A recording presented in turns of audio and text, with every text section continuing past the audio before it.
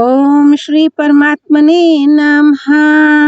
नारायणं नमस्कृत्य नरं चैव नरोत्तमं देवीं सरस्वतीं व्यासं ततो जयमुदीरयेत्। श्रीमद् भगवद गीता साधका संजीवनी 6th chapter Dhyana Yoga Introduction. In the end of the 5th chapter, the Lord described the discipline of meditation in 2 verses and concluded the 5th chapter by announcing, having known me, the Supreme Lord of all the worlds, my devotee attains peace. Now Lord Krishna in the 6th chapter again explains the superiority of the discipline of disinterested action. Verses 1 to 4. The discipline of action and marks of the man who has attained to yoga, equanimity. Verse 1. Shri Bhagavan Uvacha Anashrittah karma phalam karyam karma kroti yaha sa sannyasi cha yogi cha na niragnir na chakriyaha. The blessed Lord said,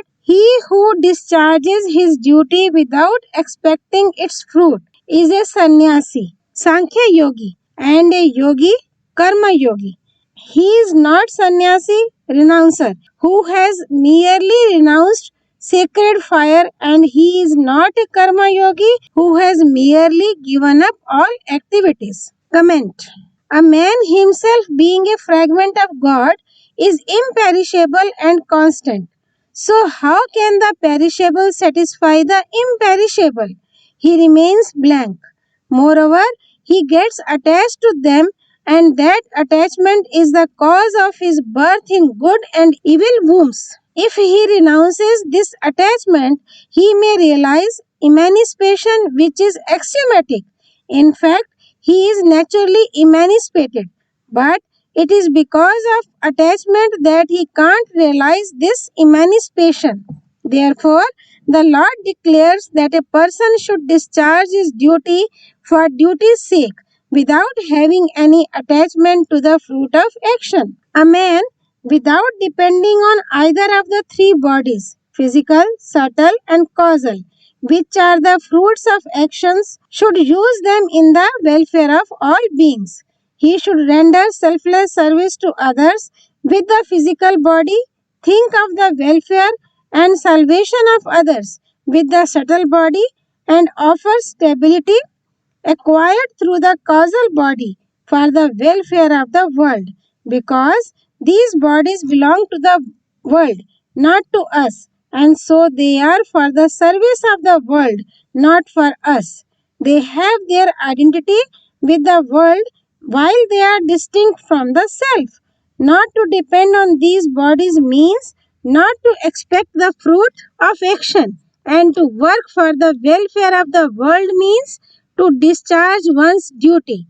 One who discharges one's duty for duty's sake without expecting its fruit, namely, serves the world with the worldly things, being a karma yogi, is extolled as a sannyasi in this verse, and one who renounces mindness with the worldly things is a tyagi, that is yogi. The result of discharging the duty without expecting its fruit will be that he will not develop new attachment, because he does not perform actions for himself, and old attachment will perish by doing good to others. By performing actions, his impulse for actions will also disappear. Thus, renunciation of attachment will spontaneously lead to salvation. In the preceding verse, it is mentioned that who is a sannyasi is a yogi. So, in the next verse, Lord Krishna explains the relationship between karma sannyasa, discipline of knowledge, and karma yoga, discipline of action. Verse 2. Yam sannyasam iti prahuryogam tam vidhi pandava na he asanyasta sankalpo yogi bhavati kaschana. O Pandava, what they speak of as sannyasa, know that to be the same as yoga, for none becomes a yogi without renouncing thought of the world. Comment. Different thoughts come into the mind.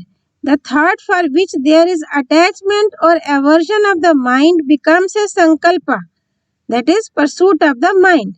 Without renouncing that pursuit, no one can become a yogi, Sankhya yogi or Karma yogi, but he is a voluptuary because union, that is, affinity for God, is yoga, and one who has a desire for pleasures is a voluptuary, not a yogi, because instead of attachment for God, he is attached to pleasures. But when he renounces the desire for the unreal, he becomes a renouncer and realizes his eternal union with the God. In the next verse, Lord Krishna explains how to attain that yoga which has been praised in the previous verse. Verse 3. आरुरुक्षोर्मुनिर्योगं कर्म कारणम् उच्यते योगारूढस्य तस्यैव शमः कारणम् उच्यते. To the contemplative soul who desires to rise to the height of karma yoga, action without motive is spoken of as the means. For the same man, when he is established in yoga, serenity is spoken of as the means to God realization. Comment. He who desires to rise to the heights of yoga, equanimity, action without motive, is spoken of as the means. How is action without motive the means to rise to the heights of karma yoga, equanimity? The reason is that our equanimity will be judged only when we perform actions. While performing actions, if we aim to remain equanimous in pleasure and pain, it means that our action is the means to rise to the height of yoga, otherwise not. What are the marks of a yogi who has risen to the heights of karma yoga? The explanation comes in the next verse. Verse 4. यदा हीनेन्द्रियार्थेषु न कर्मस्व अनुषजते सर्वसंकल्पसन्न्यासी योगारूढस्तदोच्यते. When a man ceases to have any attachment either for the objects of senses or for actions and has renounced all thoughts of the world, he is said to have attained yoga. Comment. The means to get detached from the objects of senses is not to derive pleasure out of fulfillment of desires. He should not be pleased with desirable objects, circumstances, incidents, and persons, etc. If he derives pleasure out of sense objects, it enhances attachment. Therefore, a striver should neither desire favorable circumstances nor derive pleasure out of them. In this way, his senses will not get attached to sense objects. Secondly, a man feels shortage of favorable objects, etc., without acquiring them, and having acquired them, he becomes a slave to them. Actually, he is a slave in both the cases.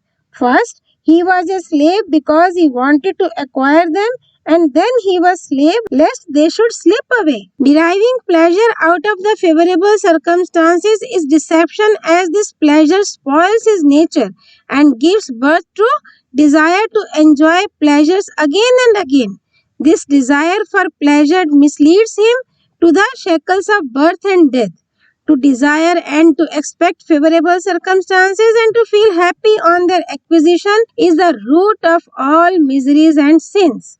If they are discarded, a man attains equanimity. Thirdly, whatever extra money and objects besides our necessities we possess are not ours. They are of the poor and the needy.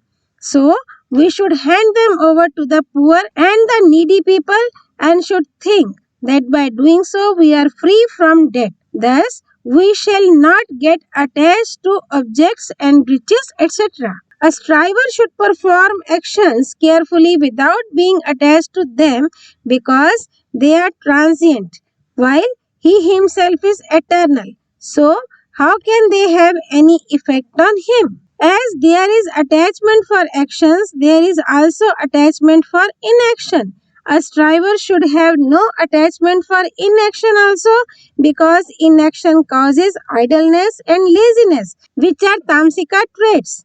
while attachment to action misleads to fruit pursuits, which are rajasika traits. How long will a striver take to rise to the heights of yoga? To answer this question, Lord Krishna has used the term yada and tada, namely when and then.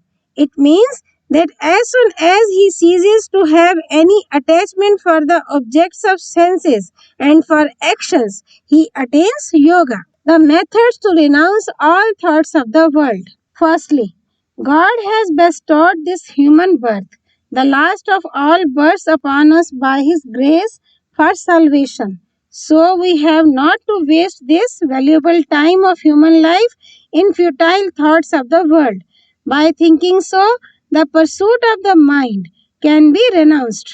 Secondly, the striver following the discipline of action has to discharge his duty without attachment at present, while the thoughts that come to the mind are either of the past or the future.